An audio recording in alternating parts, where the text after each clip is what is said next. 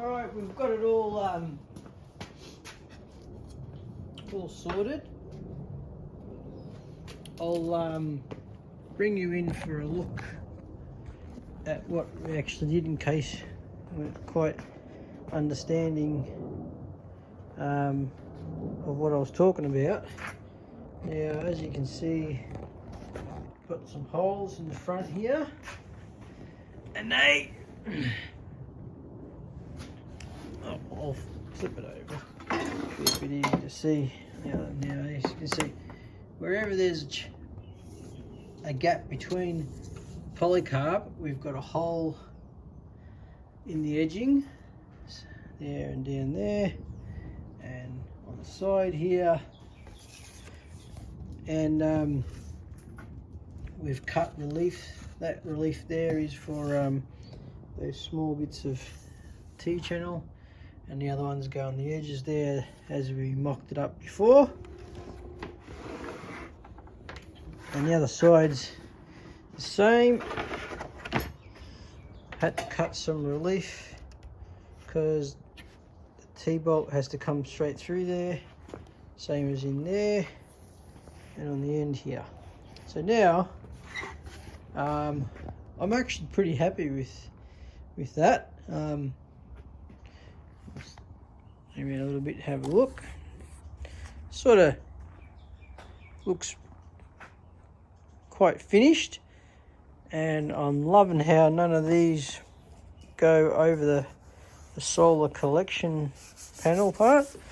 They're only on the edging, so the wind can't get in there to lift it up, and it just fits so nicely in there.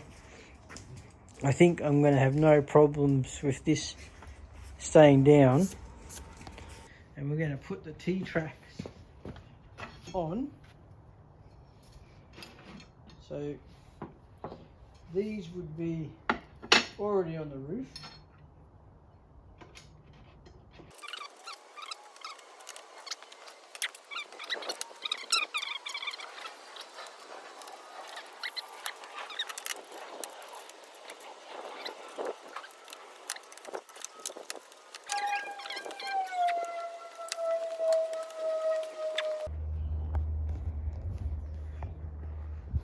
Okay, well there you are. So now all I need is a nice washer to go over that,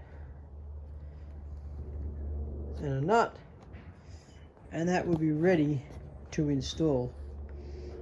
And I'll just have to mark out on the roof where exactly I'm going to put this, because the roof is a lot bigger than the panel, so I'm wondering if I offset it so that the cables are closer to the battery up that end, or whether I just centralize it and run the cable to the solar panel. Another thing I have to sort of decide. The advantage of having it one side would be shorter cable run, and if I have something hanging over, I can pack it to one side, unless it's too wide and it has to go over the other side, like when I'm talking about on the pack rack. Alright, I'll just show you how I applied the tape to this. This is obviously wider than that, so I'm just laying it on here. I've already done the other side, and the two of these little ones. The little ones it was just short of them, so I just cut it across this way. As you can see there, that's just the full width of it like that. But these ones are basically, I cleaned these up with acetone, and I set it, might sit it on this edge because it'll give me, I'm going to sit it on this edge because it gives me something to peel it off very easily, whereas this side it doesn't, because I'm going to cut the extra width off it.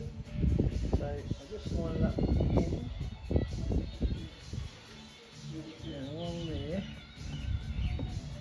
press it down a little bit.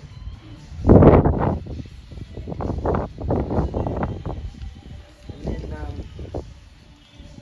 run the Stanley knife across the end. Okay. Cut that there. Move that out of the way. And then do the same thing along the length of it here. Just run the Stanley knife down that edge.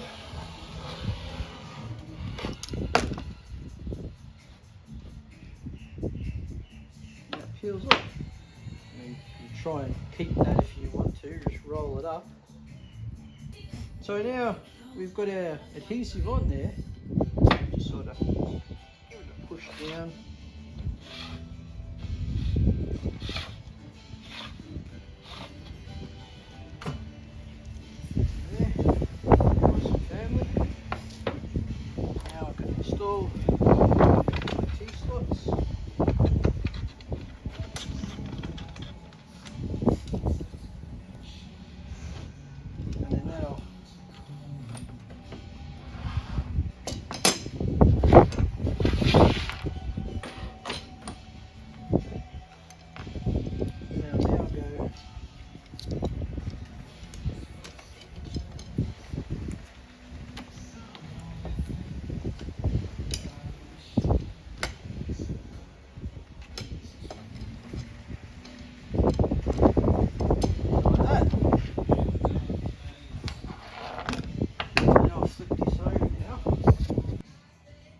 That's pretty much it now.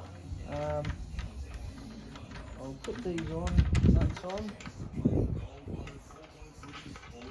I've already marked out the position with masking tape for the corners on the roof of the trailer box, and I've already cleaned it up with acetone. So basically once I put these on, I'll sit it in place, and I'll start from one end, probably this end because that's got the most tape marked out, peel that adhesive off and sit it down in the right spot, and then move on to the next ones and do the other side last.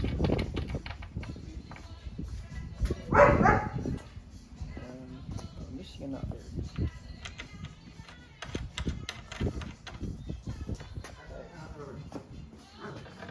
You don't want to reef down on these.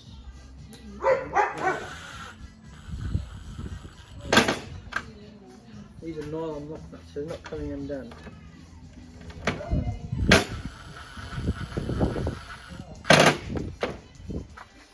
Those center ones have to be held or they'll try and spin because they haven't got the other end trying to keep it straight.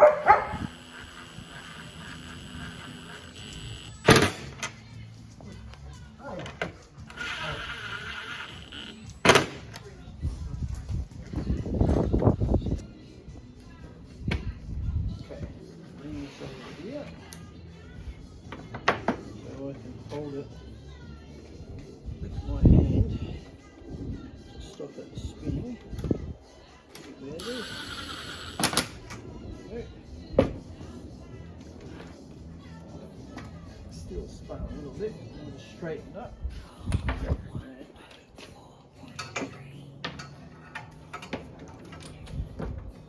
This last one.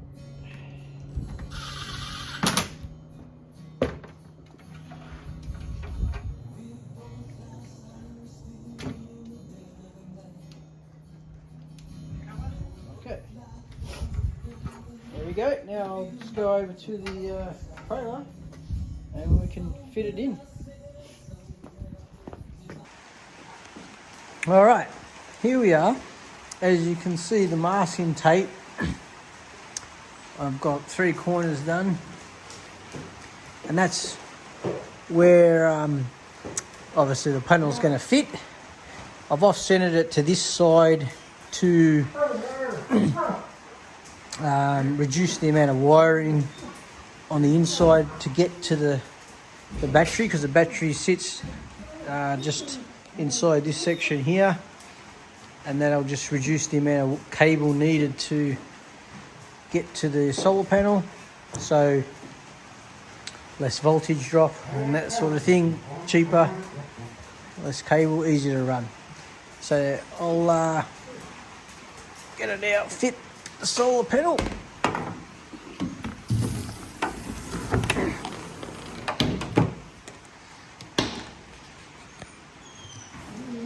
And we'll line it up.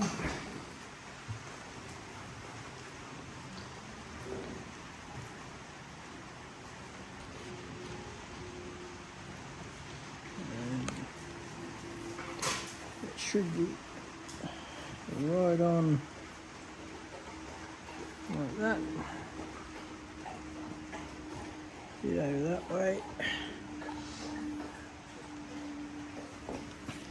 Alright, it's come out at the back there. I have to fix that up.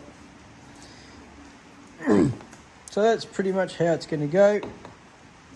I'm going to have to bring you back after I do it. It's going to be virtually impossible for me to record this while I do it, as I'm going to need to move up and down the whole area as do it. But basically what I'm going to do is I'm going to take off these ones, I'll leave the others on, and I'll sort of connect that and on the edge with it sort of stand on the angle like that.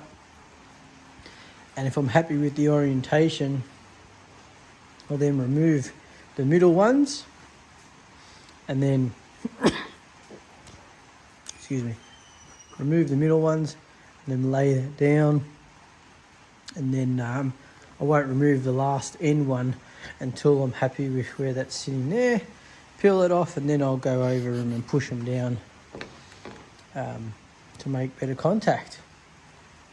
Now once that's done, I should remove these and remove the solar panel, and the T-slots channels will be left there. Then I'll refit the solar panel. This way I know the solar panel fits exactly where it's supposed to, and I won't have any surprises when I go to put it back on again. I'll get into that and I'll show you what it looks like afterwards. Back soon. Alright,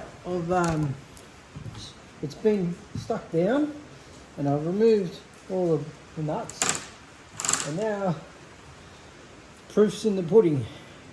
We've got to take it, remove it. Now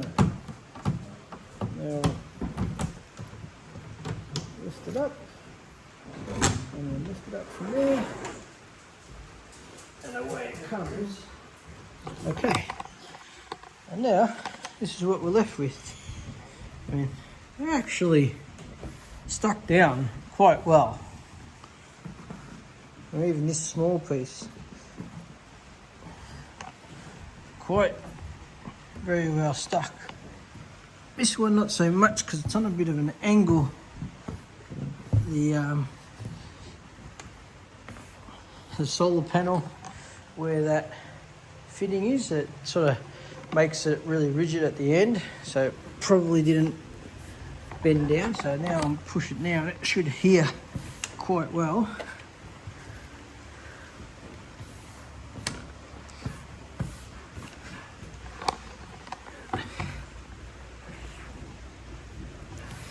I mean, that's pretty tight on there.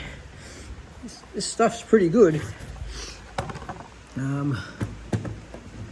can peel this tape off now. That's no longer needed. I'm going to refit the solar panel now, and then I'm going to get into running the cables. I've got some cable clamps, I call them, printing for the inside to run it along the 25mm tube on the inside. I'm also going to, I was thinking of just cable tying it on the top, but we'll see how it goes. I may need to neaten it up with another cable clamp that gets riveted to the roof there. Again, I don't really want to drill more holes in the roof, but I do want to keep the cabling neat and tidy. But we'll see what happens with that. Right, so I'll put you back down. I'll grab the solar panel and we'll refit it.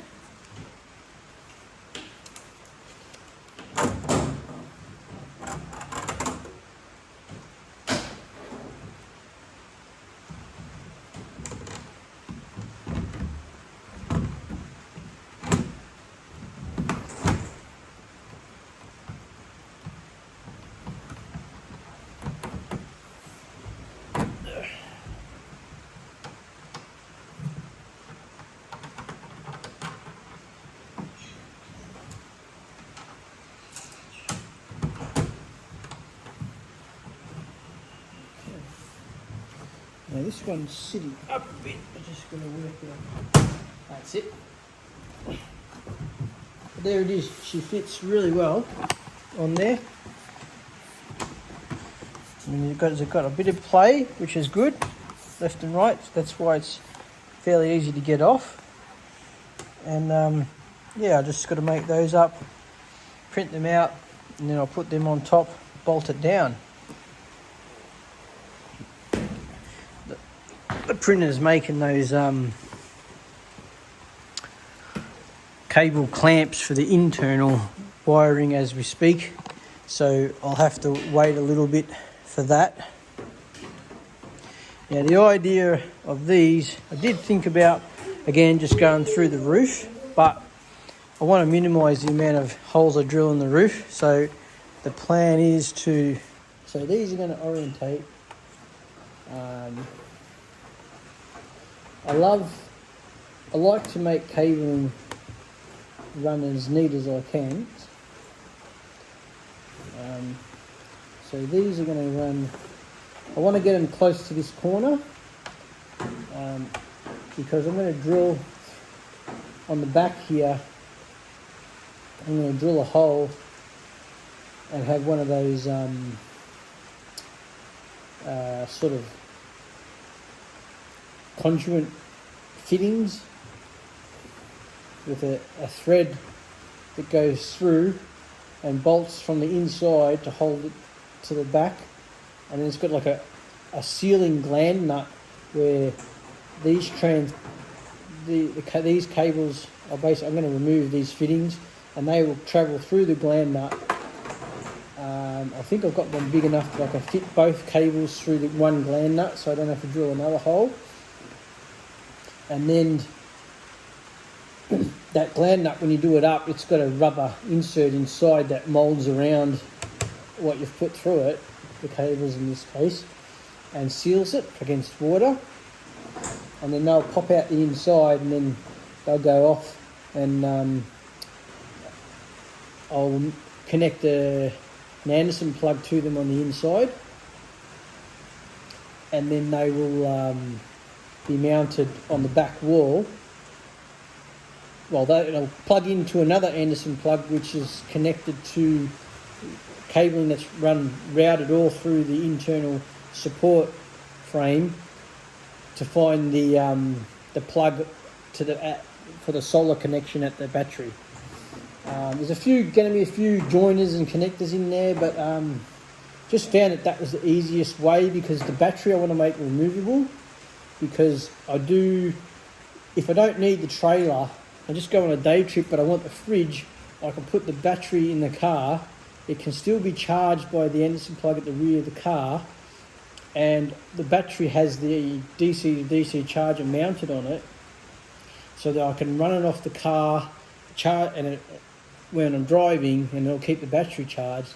And then when I pull over, the fridge will run off the battery, and then later down the track I may even get it like a solar blanket, and then I can plug the solar blanket into the DC charger as well. So I sort of got the same setup now, but I can change it over.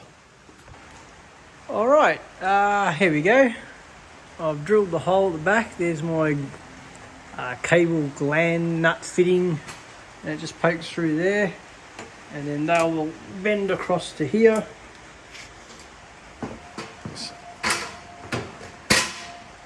They will bend down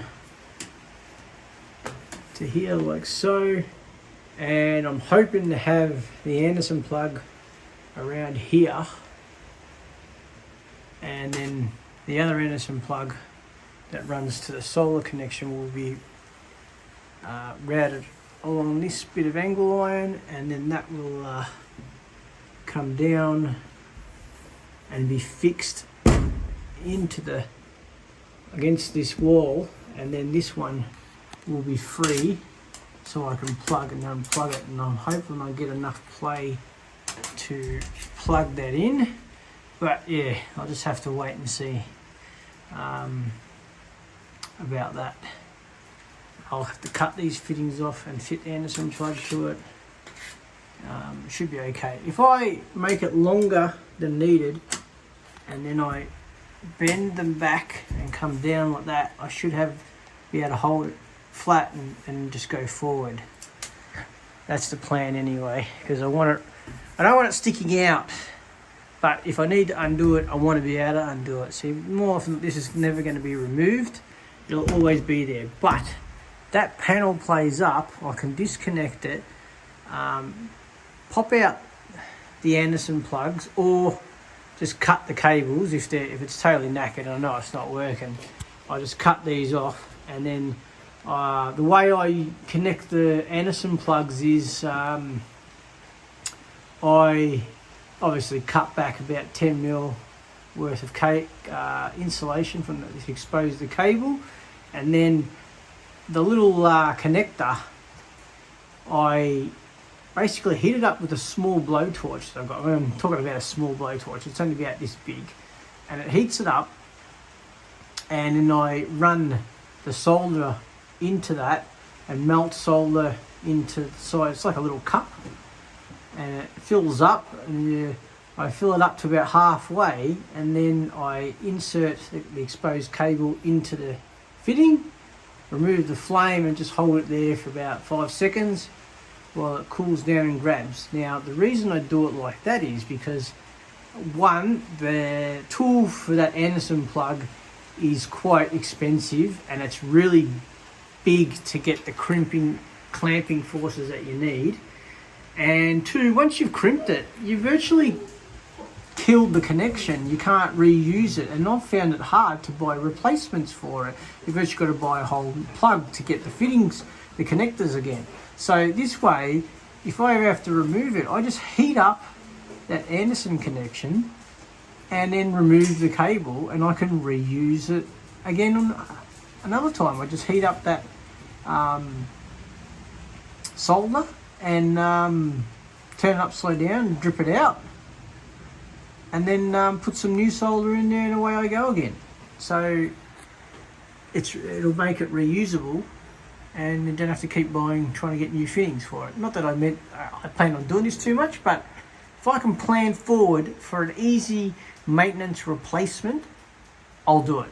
And this is the best way for me. Plus it's so easy. If that connection ever comes loose, all I need is a little blowtorch, and I heat it up again, and it'll adhere to it again, and bang, away you go. So it's a double whammy with being easy to fix on the fly out in the bush. You don't need a soldering iron and all that jazz. You just basically heat it up. You just need that little blowtorch. Okay, so where I am now is I have to... Oh, that's what I wanted to show you. Here's one of the little fittings that I made, and this was specifically designed for the double cabling that I've used here. That's actually got 3 cables there because that's doubled up on the earth to go back to the battery. But yeah, this is designed for a twin cable, and that will be going, as you can see, it holds the cable. It's got 2 holes, 2 recessed holes there that take a specific size pot rivet, and they'll be recessed in there so then they won't be rubbing on the cable. I don't know if you can see that. There you go. See, you got a recess there. The light's reflecting off the. It's quite shiny. This is PETG. This is not PLA. It is a lot stronger than PLA, and when this bends rather than breaks. PLA tends to, once you get past its I suppose yield point, with a point where it can't stop you bending it any further, it'll just snap off clean. Where this PLA will bend and it'll actually fold on itself before it breaks. So I tend to use PETG all the time, because I mainly don't do models. I mainly make parts that I need to be strong. So this will get pop riveted through these holes, and I've got a channel running underneath it for a cable tie, and then I'll go underneath, around, and hold the cable. And this is only the height just to clear the cable, so it'll pull down tight on it and stop it moving around.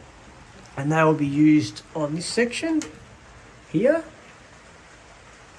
Maybe 3 or 4 along here. And then on this part here, I'll do what I've done there. That's another one of my cables. That's I think 16mm cable sheathing. That's for my reverse camera, and it's a bit hard to see from this side, but that, see how it sits it nice and flush along the box tube there. I'm going to do the same thing for here, because the cable's going to run here. I'll try and drill a hole through that if I can get through it. I don't really want to go over the top of it, so hopefully I might be able to do it from this side. I'll remove the battery and I should be able to get in from this side, drill a hole through there and come out there. And I'll just have to put something around that hole to stop the metal biting into the cable, and then that'll run over here and down there, down the inside of there, and along here till I can reach that Anderson plug. And the mating plug for that will be mounted on that bit of tube there, so this can connect into it and be removed when I need it to. And but what I've done for the double, I had to redesign my little clip from the other one to take the twin, and here it is here, and it's going to be sort of hard to show you. I might be able to do it here easier. Swap hands. Okay, so imagine this is 20mm tube, and this is going to be up on the roof, and it just goes on like that. So you create a cavity to capture your cable to it, and then you drill a hole in there and pop rivet it to there, and that'll keep your cable from moving around. Keep it nice and neat. And they will be running there, even up there, probably another one over here or over there, and you can see how it just fits everywhere because it's all on the box tube. It works really well. Simple design, one pop rivet, or you could use a screw. I just like the flush finish of the pop rivets. They work really well, and look, all said and done, they're not hard to remove. You just put a drill in there, drill the head off, and then it just pops off. So that works really well. So I've got about 6 of these printing at the moment, and they take about an hour for each one. So that's just over 6 hours worth of printing for 6 of these. And then I have to do some of those as well. So, but I want to redesign. Oh, this is another thing. And this was pure luck. Right, I plan on using one of these up here, right, to hold that. But I found because this cable is smaller than the 8mm cable, it's a bit sloppy and it sits a bit high for my liking. I'm going to reduce the height just to the height of the cable. One, I'll get better clamping from the cable tie, and two is just won't, won't sit as high, and it'll print quicker too, being lower. But what I can't believe is, you see how the checker plate has like a flat section every so often. Now I've worked out I'm probably going to need 3 of these. One there, one here, and then another one over here to sort of hold this in position. So one will be a single, and I'll have 2 doubles where these 2 join together, and another one over here before it goes around the corner. But check this out, and this was no way done on purpose.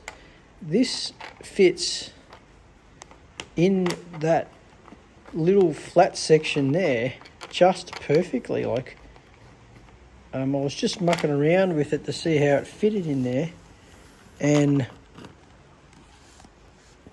there it is there. It actually sort of locks in. Now I'm trying to move that left and right, and between all this checker plating risers are here, it just holds it, locks it in place. It fits in there flat and it doesn't move. How cool is that? So basically I just have to then drill the holes. I was even thinking using some of that adhesive as well as drilling the holes. But yeah, the way that sits in there so nicely, I may get away with just using the adhesive. But the problem is, I think the adhesive is then going to inhibit when I try to enter the cable tie. But if we go back, if you remember when I was putting the adhesive in for the T-tracks here, when I was cutting it to size, I actually created some very thin adhesive strips, which I'm thinking will be perfect for the size that I need on here. See, it did come in handy, and I had no forethought for this at all. It just came in, just worked out that way, and I reckon to be perfect for that. And that'll fit just there. I would try it now, but I think actually I might just go check to see that the width of that adhesive, if it isn't going to be spot on, it's going to be very close, and I'll use one on each side, and I can stick that down there like that, and with all the amount of force on these cables, I may not even have to drill the holes. And if that comes off, the only thing that'll happen is this cable will just flop around in the wind until I can fit it back down. And these, like, look, the cost to make this is like, this might be 10 or 15 cents. So if I lose it, I'm not really going to be concerned over it. I'll just print out another one, and the adhesion isn't enough. I need to pot rivet it to the roof, so I'll do that. So this way I get less. I'll try it with less without having to drill the holes, because that adhesive is pretty good. And the wind it's not going to have a lot of wind, because one, the cabling is going to shield it from the wind. It'll just sort of ride past it, and there's nothing trying to get under it to lift it off. So I think I'll be right without having to drill the holes, and we'll see. If I find it starting to come off, I might just say, okay, I'll bite the bullet and I'll just drill it before it comes off. But I don't think I'm going to have to. I think I'm going to be right. So that's where I'm at. I have to measure these cables, which I think are about 6 6mm, something like that. And then I'll redesign this so that it is a bit narrower, and that way it won't be so the cables won't be so sloppy in there, and it'd be a nicer, neater fit. And I may even round these corners off the top here, because yeah, I find it a little annoying that they're so square. I might round those corners off, round them over a bit, make it look a little bit nicer. Yeah, I love every time I make something and it works. The next time I go to print it, if it's something that really doesn't bother me, I'll leave it on that one. But the next time I go to use it again, I'll always try to improve on it. And yeah, just knocking those corners off will make that a little bit nicer. It'll also reduce the amount of material and the print time as well. So there's always that. All right, I'm going to get into that, and then I'll come back when I've got some more to show you. See you later. All right, I won't show installing all of these because it's much the same for everyone. But I've made these little corner ones, and I've also made a couple of just flat ones.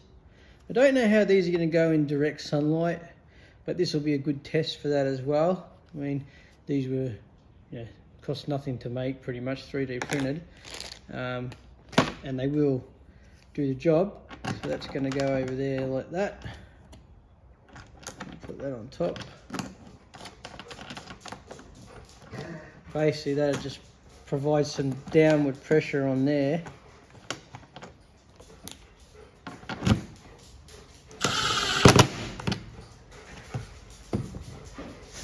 That's not working too well because it's down there. I need to offset that.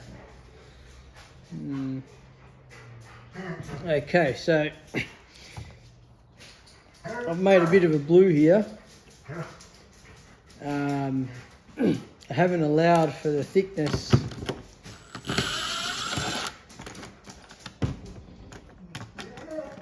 I haven't allowed for this thickness here to this thickness there. I do remember measuring this, and I was going to add an extra bit of material to that side there so that it would support it here and you'd get even clamping pressure down on there. And that's what I want. I want to clamp this with this being lower than that side. The pressure comes down to here and you get nothing on that side, and that's the part I want to stop from going out. So I want pressure on that, so I'm going to have to redo these corner ones to do that. No big deal, but yeah, I actually measured it. I just never added it on the drawing when I was making it. But we can do the center ones because they are flat. Like that there.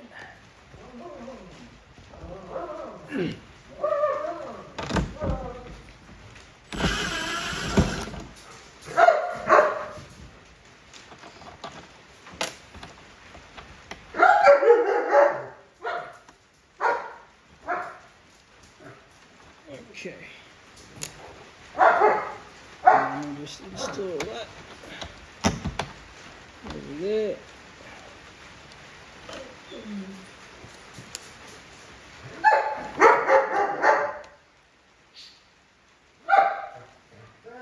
Come on.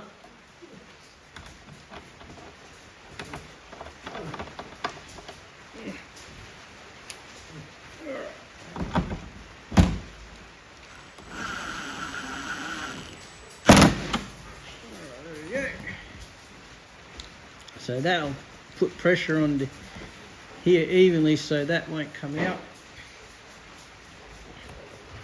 And we'll just do the other one. one.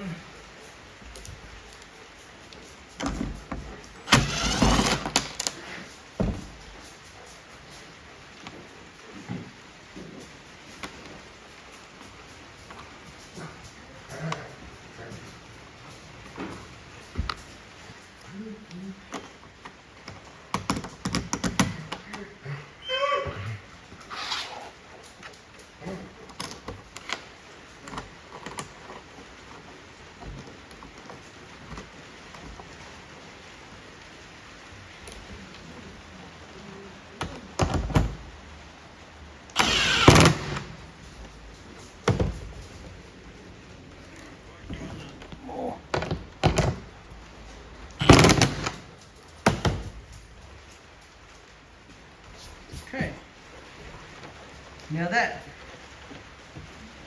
might very well be enough, but I'll do this anyway, just for peace of mind. I'll redo these corner ones, and all it is that on one corner here, well, this will be printed this way because that's the bottom. So as it prints, this side here, I'll raise that up. I think it was 1.3. I'll just make it 1.5 millimeters up higher, and that will then on here, it'll take up, see that gap that we're getting there? That'll take up that gap, so it will apply pressure to this side and this side evenly.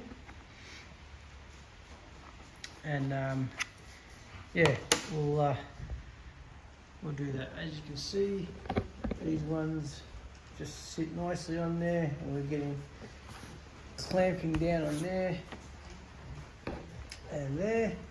So in all said and done, I don't think this is going to come off. This one definitely won't come off, but if I do it to the front, the back, I might as well do it to the front, and it'll neaten up this corner here when it goes over the top anyway. And I quite like that. And yeah, that should be done. And off camera, I did install a little bit of wiring in here. Okay, we'll zoom out a little bit. Okay, I actually bought this single to double Anderson plug. They're not cheap, so that's why when I had to do something similar on the back of the battery box, I did it myself rather than buy one. It works out a lot cheaper, and it's not that hard. But yeah, this was already mounted here. That clicked onto there, so that holds it. And then I just come across to here, and I've mounted two there. The reason I've got two there is this is a supply from the car. So this is this is before the DC to DC charger. So if I need power, because I have a winch that I put on the back, I mount a winch up on here.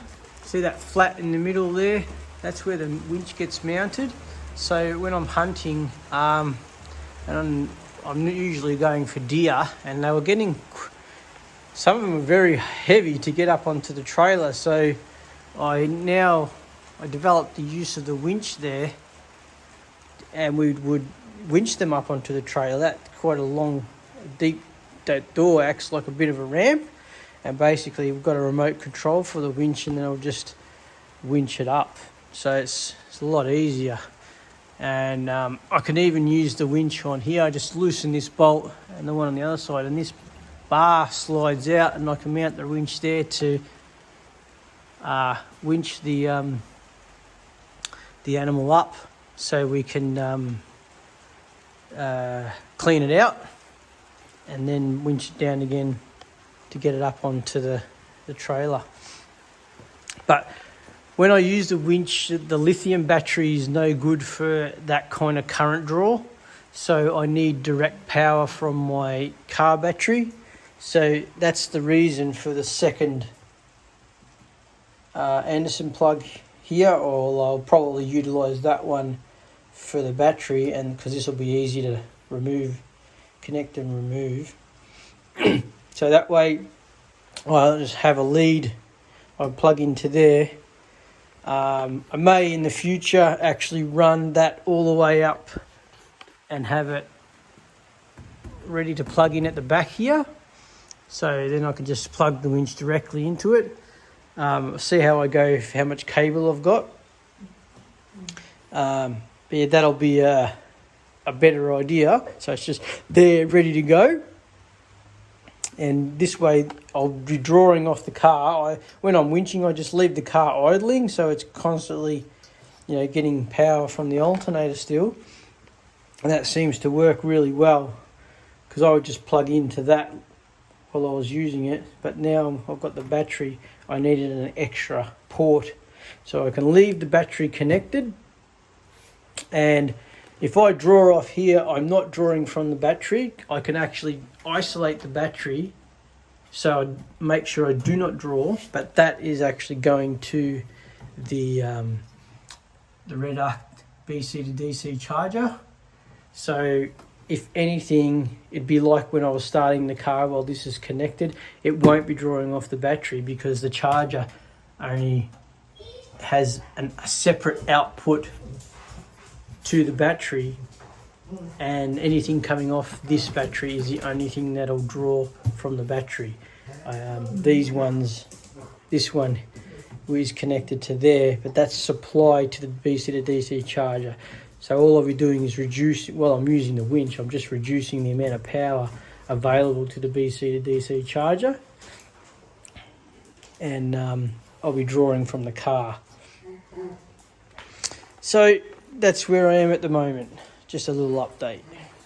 Cheers.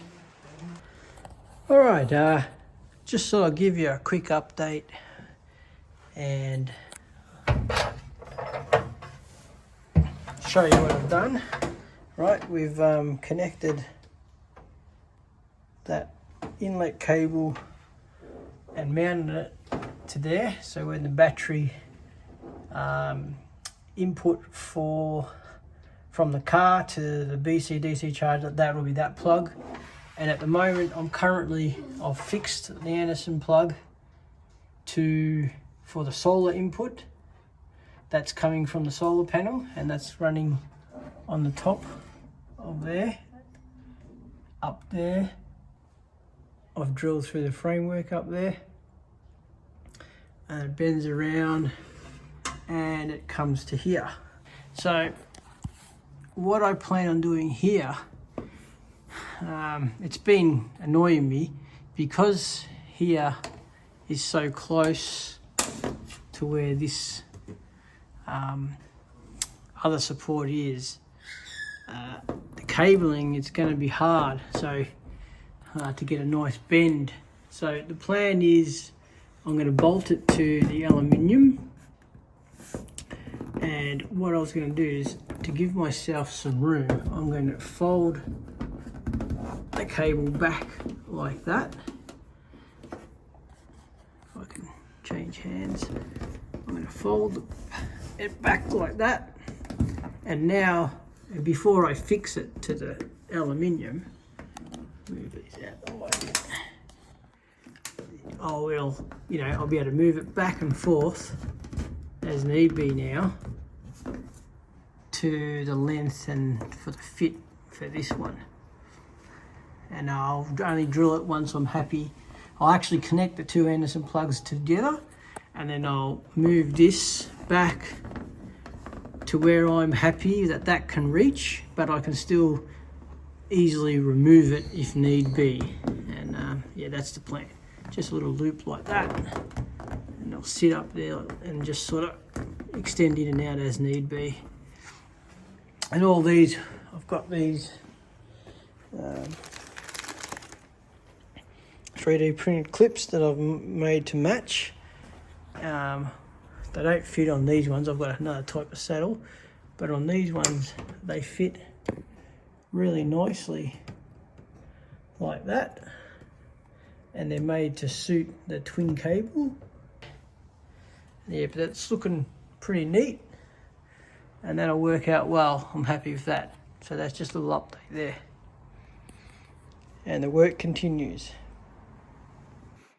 Alright guys, I've had a bit of a development. We've got our solar input from the panel Anderson plug connected.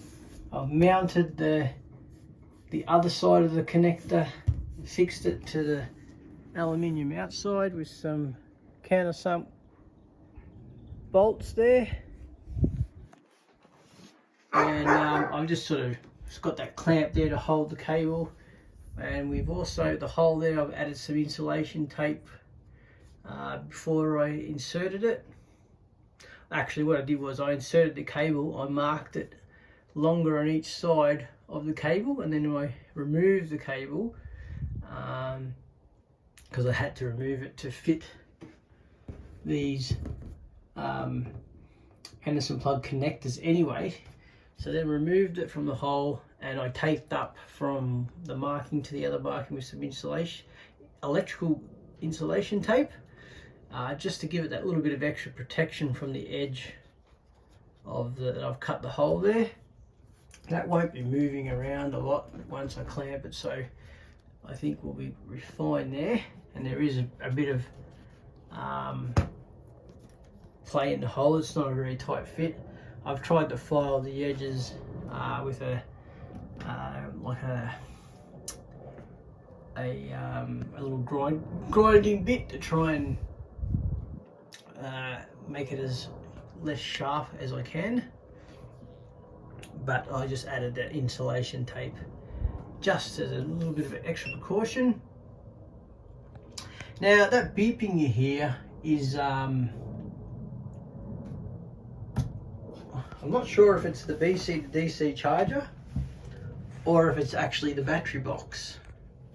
So what I've noticed is that since I've connected the solar up, and I've also mounted this, that's the solar cable coming from the roof that I showed you just a moment ago, and then this is the plug that leads into the battery. So now when I want to take the battery out, I will unplug that Anderson cable and the one there, which is the supply from the car to charge from the car, and also any other outputs from the battery. There's also two at the back. So okay, now you hear that beep. Now I just found out something about this battery box that I didn't know.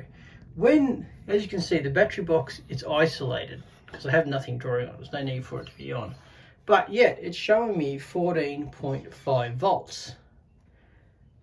It's a bit hard with the sun on it. There we go, 14.5 volts.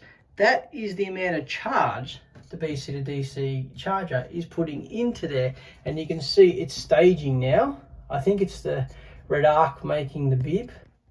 But yeah, just something I thought I'd share with you, because I didn't know this battery box had that function to show you how much power is getting plugged into it. It's a bit of annoying that it only does it when it's turned off, but at least there's a way to tell how much solar I'm getting when it, you know, or how much charge when the car's running, that sort of thing. So that's good. And 14.5 volts, that is that's pretty much the maximum charge recommended for a lithium battery anyway. So I'm really happy with that. And later on I will get a dedicated and I'm going to mount it up here somewhere, like a sort of power monitoring system, so I can see all the time what's going in, what's coming out.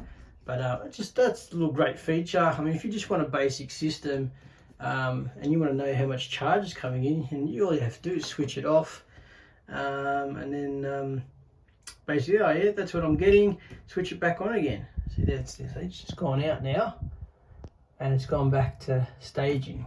And I think, Yeah, it may have a slight cloud in front because it is possible. Well, I'll have to check that out.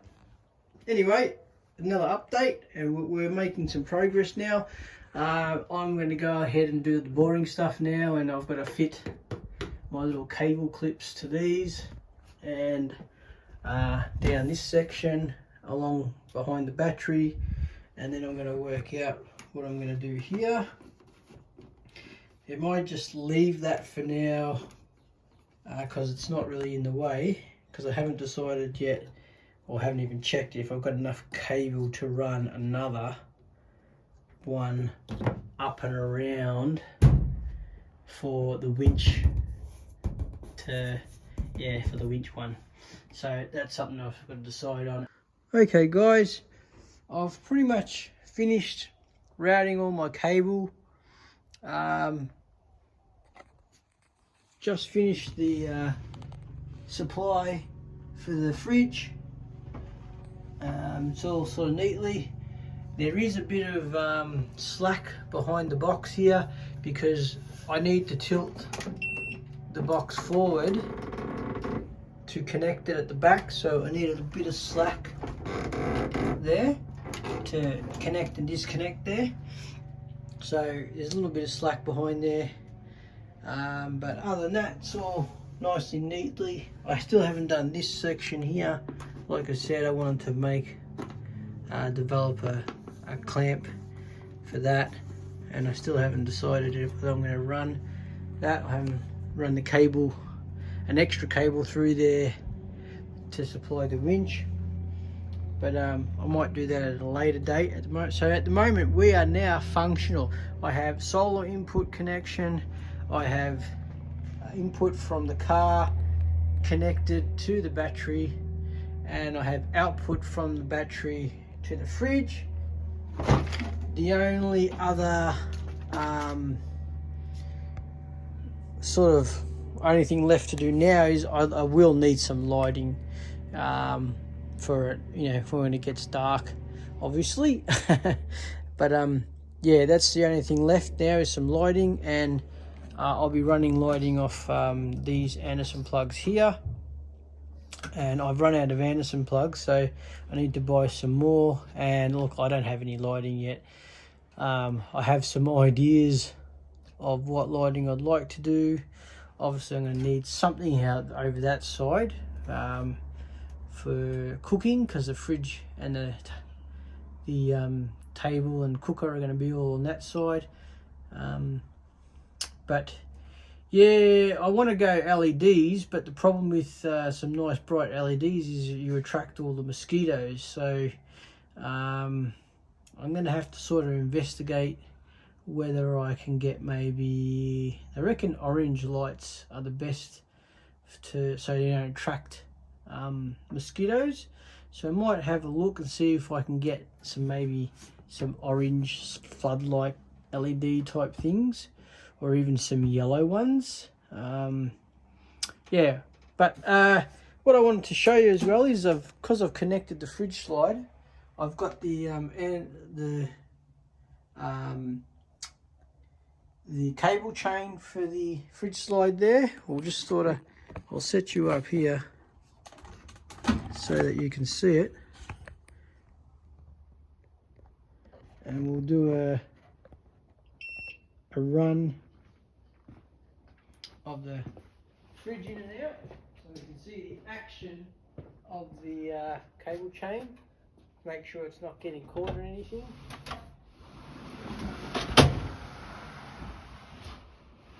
So that's the fridge in the lock position, and now we'll open it.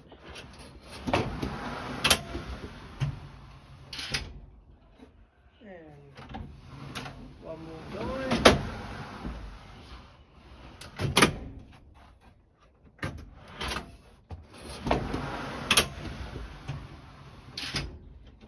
And there we are.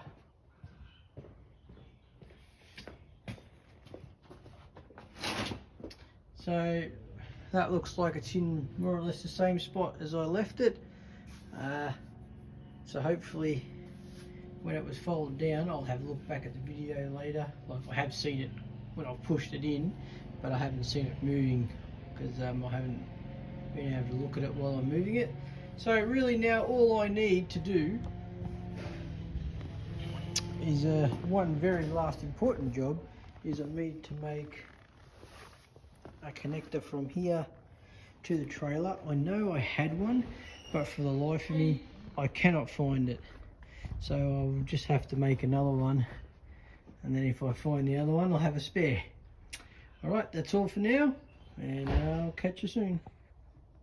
Okay, now I thought I'd just share with you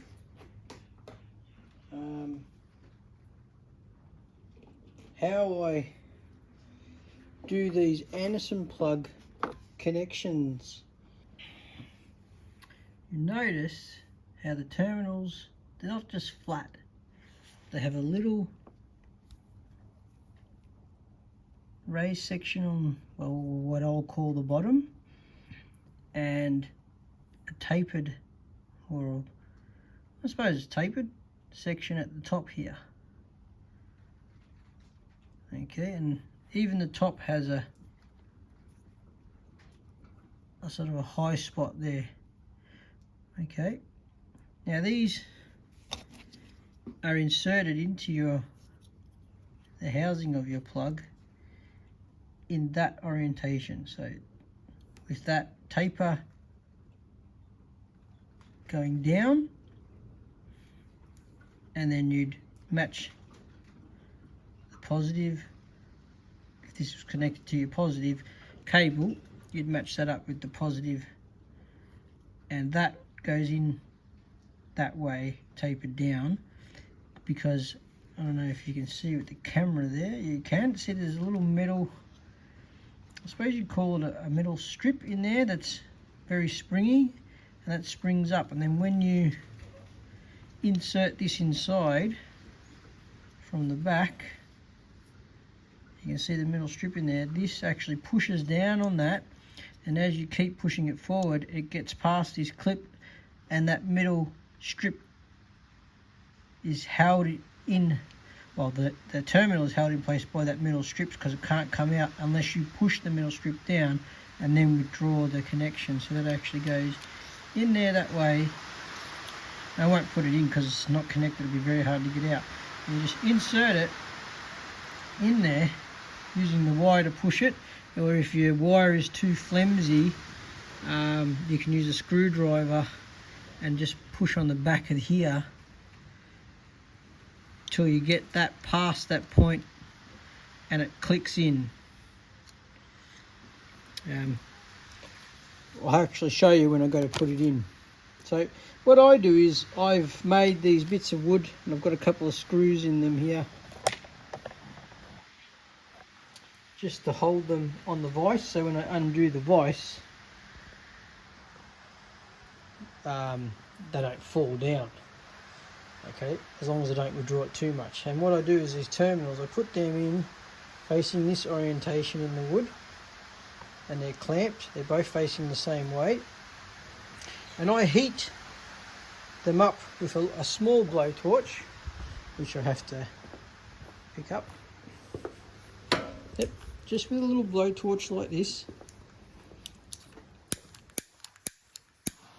See, those little intense flames like that, and you heat them up, and then I will feed solder into there, and I try to fill this up at about halfway to just over halfway, because when you insert your cable, that is going to try and overflow it, and you don't really want solder overflowing there, you want to keep it inside. So if you need to put it around halfway or just over, it'll fill up from the extra volume that you're pushing into there, saturate all your fibers for your copper, and adhere it all into the terminal itself. Okay, so that's what I'm going to do now. I've already pre-stripped the cable back. First measure the cable as such, and then I will I generally use a Stanley knife or some sort of sharp blade, and I will score the insulation all the way around and then bend it so that it breaks through. I try not to cut through because you don't want to cut the fibres of your copper. So once I score it all around, I'll bend it. If it doesn't break, I'll bend it and then just get the knife and just nick it a bit until it does, and then once it's broken you can just bend it and keep bending it, and it'll split all the way around until you can then sort of twist it and pull it off. And then once you're in there, twist up your fibres a little bit because you don't want them going on the outside, and just test fit that. Now, so I've got a slight gap there, and that's fine because if you do get a bit of overflow from your solder, it won't, and you don't really want this touching there because this is going to be hot, and you don't want it burning and melting your outer insulation there. So that little bit of a gap will most likely be covered once you insert. As you see, it's well and truly covered once it's inserted into your plug anyway, so you're all good there. And they're kept separate, so there's no chance of arcing because there's plastic in between the two sections. All right, so what I'm going to do now is I'll keep this cable handy because I'm going to need it pretty far away, pretty right when I need it. Now, I've set these up so they're facing down. So when I put these in, this will be my positive and that one will be my negative.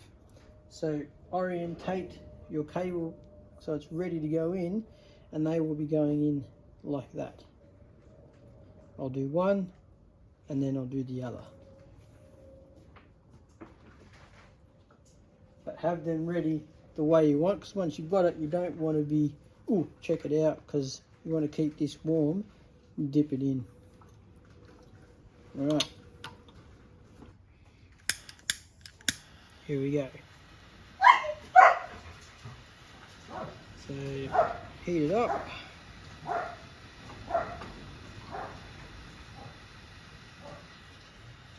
And surprisingly, it doesn't take a tremendous amount of heat to get your solder melting. You can already see it liquefying on the bottom there. And it's going down. And a little more. I think that'll do me. Try and keep your heat on it. And in it goes. And just hold it there to give it some time to solidify. And I'll bring you in and you can see that, so we can focus. See how you can see some solder at the top there? So that it's sort of just enough that I had. And that was more or less from what I can judge as halfway, and now we're stuck in there nice and tight.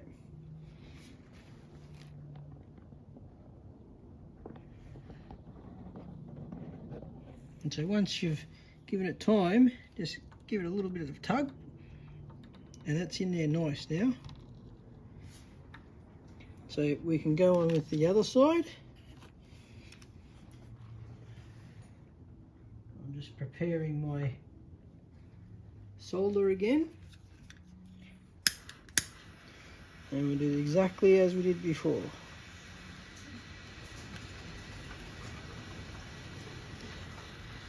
Try and heat up all the way around, because you want it hot so the solder sticks to it all the way around, and even though the heat will travel all the way, but you try and keep it as even as you can.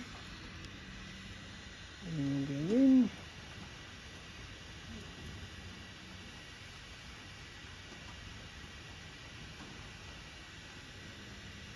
That's about halfway. And that. Pop you in there.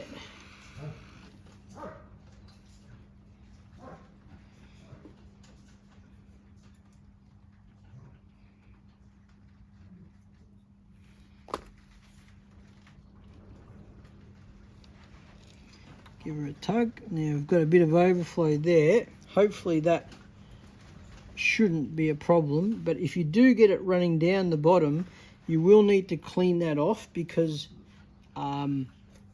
it may not fit when you insert it into your Anderson plug there. So now we'll just loosen this off, just a touch. We don't want it to fall. And as you can see, they're both facing the same direction, and they're a bit hot, so we won't insert them just yet. We'll have to let that cool a bit more. You sort of want to wait a bit from the cool tip before you insert them, because the heat makes your copper soft and just makes that a little bit harder because they're so soft and bendy when you go to try to insert it into the Anderson plug. Okay, so now we're going to insert, and again, you insert with your positive and negative facing up. I call this the bottom. It's a very flat surface, and on the rounded part is the top. So that's how I orientate, by knowing these with the diagonal face down go facing top up, and we've got positive mark on our connection sheathing outside here, and where red wire goes to positive, black to the negative. And if you put them in, you can do both at the same time or one at a time, whichever the way it works for you. And you push until sometimes you'll hear a click like that, and there's the second one. And just make sure you give them a bit of a tug, not too hard, but you just want to make sure that they're in there firmly and locked in. And now give you a look, and there's the terminals in there.